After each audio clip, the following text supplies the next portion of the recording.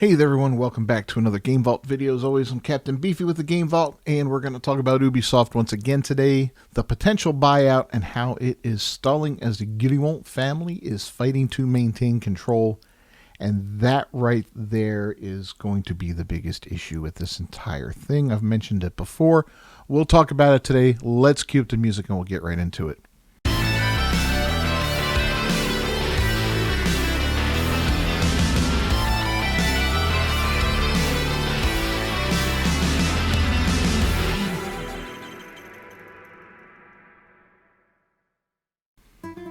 Alright, so a potential buyout of the French game developer Ubisoft, the studio behind Assassin's Creed, and Far Cry, and many others, has stalled as the Buyout family fights to maintain control of the company. Ubisoft has been in a bad way of late, with financial woes and a series of failed games dogging the once powerful studio. The Buyout family, who started Ubisoft in 1986, I was 16 years old, man, have led their company down the path of ruin. Now they face an unenviable situation. The company needs to buy up stock and privatize if it has any hope of staving off a hostile takeover.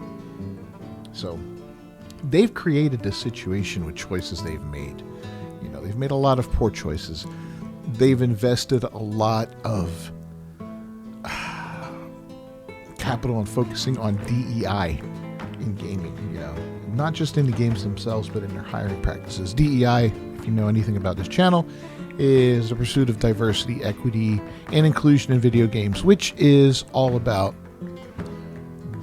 putting people in positions of power or in positions inside the company that did not earn those positions. DEI can also stand for didn't earn it, right? You want to be funny about it. So now the chickens have come home to roost, so to speak, as they have done this for years. And through the years, their product has declined in just how good it's been, right? And we've watched them, you know, slowly but surely, everything's declined within that company. Their games have become cookie cutters, where they're all kind of samey, whether it be a knockoff of what is it? The Avatar movie, you know, their Avatar, whatever it was called, can't even remember the name now. You know, Assassin's Creed games, Far Cry games, they've kind of changed the open world formula to where you go up, you know, like Assassin's Creed kind of did it originally. I think it was, I don't remember which one it was. I don't think it was the first one, but it was somewhere along the lines where, or no, I think it was Far Cry that did it, right? It might have been Far Cry 3, if memory serves me correctly, where you climb a tower or something like that, and then it reveals everything in the area, all these points of interest on the map for you to explore, and it kind of clutters up your map with all these different things, and kind of dumbed down open world gaming and kind of took the exploration out of it. You know, you don't see that, you know, in a lot of games. You don't see that in Skyrim, you don't see that in Fallout and things like that. You kind of, things will pop up on the map as you get close to them or as you discover them, but yeah, you don't climb up in a tower and go poof and then, you know, everything pops up. So, you know, and that's something that kind of spread throughout the entire industry as more and more companies started doing that. So thanks for that one, Ubisoft. But so anyway, this is why the company is seeking out partners like the Chinese company Tencent, which already owns 10% of Ubisoft. However, negotiations have reportedly hit a snag, with the Guillemot family fighting to maintain control of their studio following the buyout. One could instantly see the problem with such a move, as the Guillemots are the ones who led the company into the dire straits it finds itself in now. According to Routers, Tencent wants more of a say in boardroom decisions within Ubisoft, including cash flow distribution. The Guillemots have reportedly not accepted these terms, and the deal is in danger of falling through.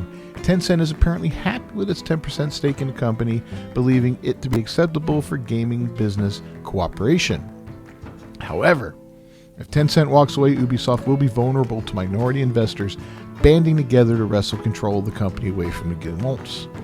Industry expert and Super Data founded Joost van Drunen, however, believes Ubisoft will go private and start selling itself off piece by piece. That's something I mentioned a while back that they might end up having to do, and it might be the smartest thing to do for that company to save it. And it might be the best thing to do for some of the IPs within the company. If they could sell off some of their bigger IPs for some big chunks of cash, and kind of circle the wagons a little bit. Ubisoft puts out a lot of games. They had a lot of studios all over the world, and they kind of spread themselves thin. Maybe take it down a couple notches and focus on a couple of really good IPs and just stick with them, man. You don't have to be everything to everybody, and I'm afraid that's what they've tried to do. And when you do that, you end up being nothing for everybody. You can't be everything for everybody. So anyway, Ubisoft's headed for privatization and dismantling in 2025, he said, with its share price plummeting from $28.19 to $12.30 year over year. The company's become an attractive takeover target. Its valuable assets, particularly Rainbow Six Siege and the Assassin's Creed franchise, could be worth more separately than together. The upcoming Assassin's Creed Shadows faces stiff competition from PlayStation's Ghosts of Yotai, and recent failures suggest deeper organizational issues beyond individual game performance. Now, to be fair, this is a much larger IP than the Ghost IP from PlayStation, and both of those games have a lot of, let's say, controversy around them. But anyway, he goes on to note that Guillemot have stubbornly stuck to a failing business model. Ubisoft's development approach remains stubbornly outdated in an era demanding player engagement and community building, Van Drunen said.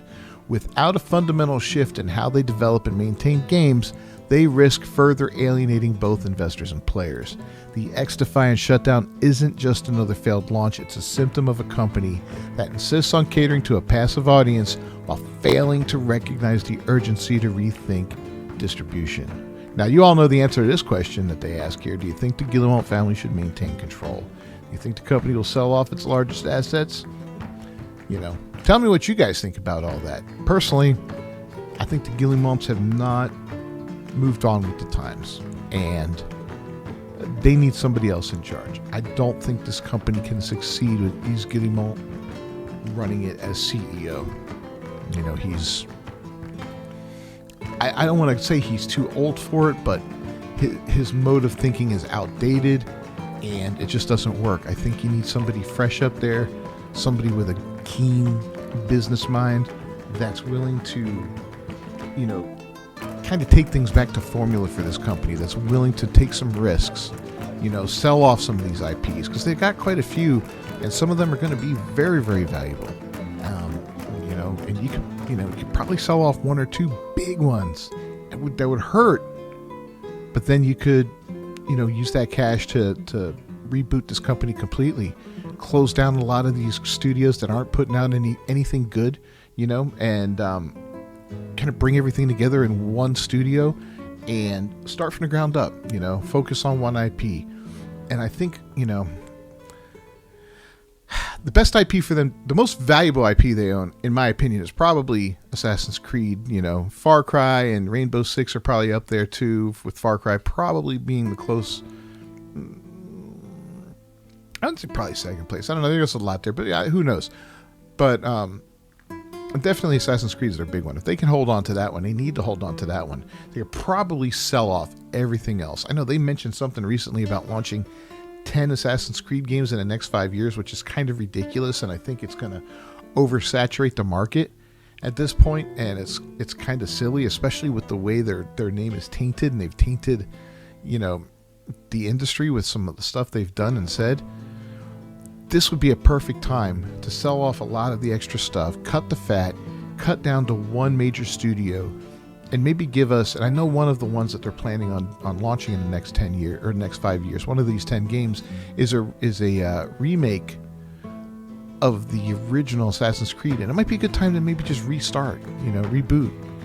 Another one's Assassin's Creed 4 Black Flag, which is probably what they should have done instead of wasting $800 million on Skull and Bones and 10 years of development, for God's sake. Big failure there. Prince of Persia, another failure there. I mean, just failure after failure. Star Wars Outlaws just underperforming. And I have a feeling Shadows is going to it's going to be a mess. You may as well, you can't cancel at this point. You've spent all that money developing it. You've spent a lot of money advertising it and marketing it. You're going to have to put it out there and see how it does. But it's going to be another underperforming game. I know they've got a multiplayer game planned for Assassin's Creed, and they've got, you know, the Hexen one or something like that, which they've stated is going to be the gayest Assassin's Creed ever. That's not going to go over well. You know, these are projects that are already in production, and we've seen the backlash already with some of this woke nonsense in gaming, with games like Concord and Dustborn and all that. Veilguard most recently, and the upcoming Avowed is probably going to get smacked in the face too. It's not going to do well, guys. You know, you may as well cancel these projects if they're not too far along, or change the direction of them ASAP. Anyway, let me know your thoughts down below in the comments. Don't forget to subscribe to the channel and to ring that bell for notifications. As always, I'm Captain Beefy with the Game Vault. Thanks for stopping by today. I'll see you next time. Until then, peace.